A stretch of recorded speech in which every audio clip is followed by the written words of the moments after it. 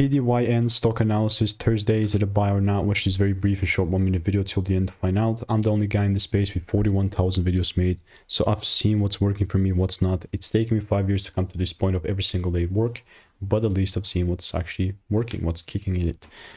The swing idea that I had from the beginning came from when I was like $5, like $4.50, $5. It was like $5, and I wanted the price to pull down, and so then I can take it up.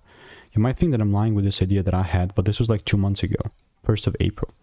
Since then, we've absolutely did that, and so far it's definitely pumping. It came down to $5, and even like the shortest term here, I also was looking for longs.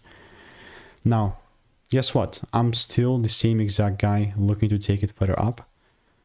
But unless I see that correction down, no way that I'm going to jump in on this bandwagon. Right? Rules must be met. Following the rules is law here. You know, following the law. And I do have a lot of previous PDYN receipts. So if you do want to learn how to make it 5, 10K per month trading, then just click the first link in the description. See you in the next one. Goodbye and enjoy.